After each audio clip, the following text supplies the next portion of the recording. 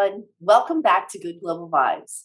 July for us is the month of freedom. Right before the 4th of July, we gave you an inquiry from a panel of multimillionaires about freedom. And they're back this week and next week and the week after. So you don't want to miss it. They're sharing details about their lives to make a difference for you. As we always say on Good Global Vibes, we're interested in raising the vibration of the planet by bringing you all the good stories, all of the good people who are doing good things out there in the world. So subscribe, because you do not want to miss these episodes and these incredible people who are willing to just share from the bottom of their heart to yours, right to your living room. So stay tuned. Here we go. What freedom is the most important to you? I was going to say time freedom, but I think it's more important than time, I think, for me, at least it occurs to me right now in this moment, is the ability to think freely. Because if I have freedom in my thoughts and the ability to break free of biases, narratives, frames, metaphors that my life is that I'm living my life from, if I have freedom to be able to think through that, reorganize those neural patterns, I can't experience freedom unless I'm able to embody freedom. So, and that all happens in the brain. And so I think for me, it will be freedom of mind that encompasses brain, conscious thoughts, unconscious thoughts, because I could be in prison right now and still be free. So my physical body could be trapped. And my mind, like Nelson Mandela or other people that I know that have done great things in the world that were incarcerated. Thank you, Marcus. Thank you. I have something to add there. Immediately, what came to me with no filter was the exuberant, joyful laughter of my children. I have two sons. They're 4 and 6, and very vibrant and alive and connected beings, and my greatest teachers and educators by far. Building on what you said, Marcus, like for me, it's this conversation of presence, i.e. being present in that present moment. Like when I am present to their joy and their full expression, and there is nothing else that I am doing other than being present to that in that moment, there is this out of body experience of freedom, like that them in that joyful state, which I witnessed. I watched them for an hour yesterday. I set up sort of a giant slip and slide with these little kind of like mini flotation devices, but they're for sliding down this grassy hill where I set the slip and slide up on. And their laughter and their joy and their willingness to repeat that and do it again and again and again, like 100 times, and just more, daddy, more, and just drenched in water and joy and in the presence of the air and the mountains and the ocean and Malibu where we live, and that moment. And the fact that I have the power, and this is like the thing that I think everyone is speaking to, is that I have facility to be able to, regardless of content, be able to create the context which empowers my life, right? Which is, for example, what you were speaking to, Marcus, with Nelson Mandela. The content of being incarcerated was inconsequential to the context in which he held his life.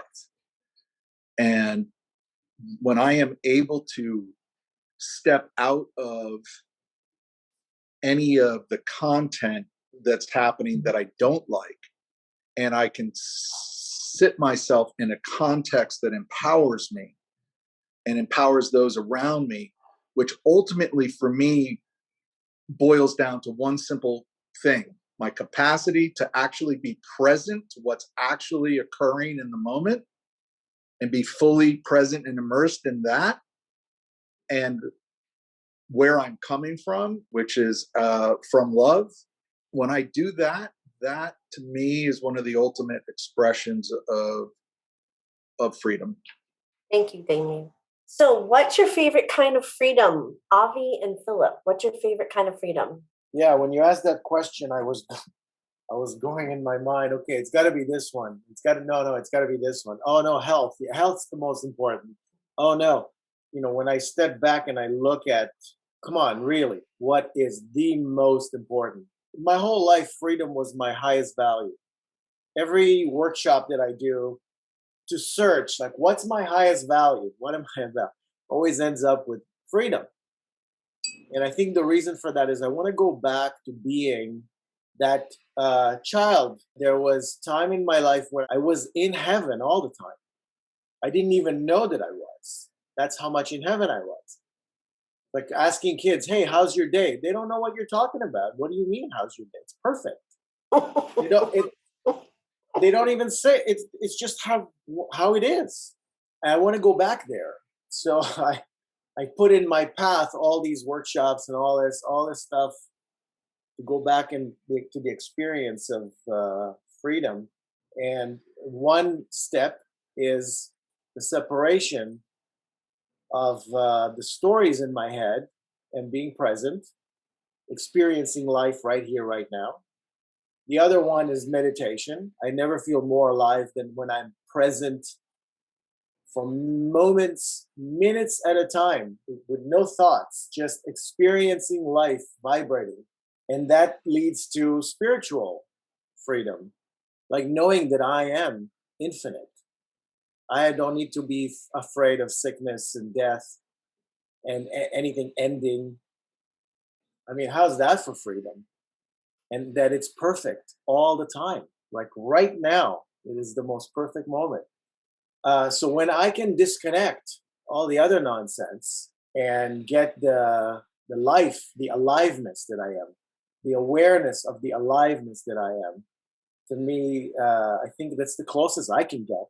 Thank you, Avi. So, Philip, what's your favorite kind of freedom? I mean, this is really like conceptual and theoretical, and I don't really know any of us really have, true freedom, like in the purest sense. We've talked about living in the moment and, but then you realize it's a fleeting time, that moment's fleeting and kind of goes away. All the external nice things, like, it seems like everyone's very well to do and have resources, but then, like, I think to myself, we have freedom of resources, but then I have to take care of tens of thousands of employees that like have families and whatnot. The burden that you carry, it doesn't come free. Like the external items, the moments, the type of mindset you have, all of that always comes at cost, and there's always this like teeter totter. So like a weight system. So I hate to look at it like negatively, but I don't know if you're ever experienced like true freedom.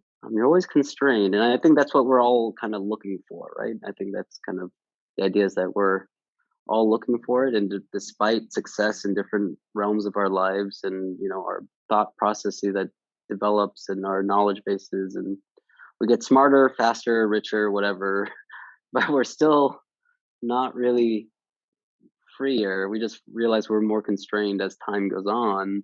You're always in that pursuit of something, never reaching the actual goal. I guess that's why society always talks about it's the journey, not the goal, right? So it's hard for me to say freedom of X, freedom of Y is something, seems too conceptual and unattainable. Thank you, Philip. Thank you. Yes, Marcus. Yeah. So thanks for opening that door, Philip. When you said not experiencing freedom, my mind went to three places. One, really good sex, where you become one with the person and you lose all sense of all of that. The second thing was music. and the experience of creating music and losing self inside of creation of music. And I know some people experience that when they listen to music. And then the third thing that came to my mind was this bread pudding that I had yesterday. And the bread pudding, like, it was so good. The dopamine, I could feel the dopamine from the sugar happening as I was enjoying. In that moment, I felt free as the caramel dripped on my taste buds. Thank you. What I heard Philip say, thank you for sharing that, Philip. What it sort of got me thinking about was really freedom from regret, or it sort of brought me back during COVID. My business was closed. I actually learned how to lobby. I hired a lobbyist, formed a coalition, and it's funny. A lot of my friends called me at the end of the year, and they hadn't spoken to me all year, and they were like, "Wow, I'm so sorry. You must have had a terrible year. I'm so sorry for what you went through." And I had to step back and think, it was really tough, but I went to sleep every day, every night. And I felt free because I tried my best. I lived every day and I just put it all out there and I tried. And I don't have any regrets. I lost a lot of money, but like, okay. Thank you. All right. So, what freedom do you see that you provide others, and how? Monday night, I did a girls' night. A whole bunch of women showed up, and we did an evening about men, women, and relationships. Training men for the last 10 years, men, women, and relationships. Do that. I also did a Zoom call, about trading the stock market, right? How to live on the beach and with your laptop and work. When I go on dates, one of my goals is to leave her better than I found her. So that's some freedom. Oh my gosh, wasn't that incredible? I told you, they are really just sharing from their hearts. So be sure to subscribe and come back next week, because we still have 2 more episodes about freedom. And comment. Tell us what came up for you when I asked those questions. We'll look forward to seeing you next week. Aloha.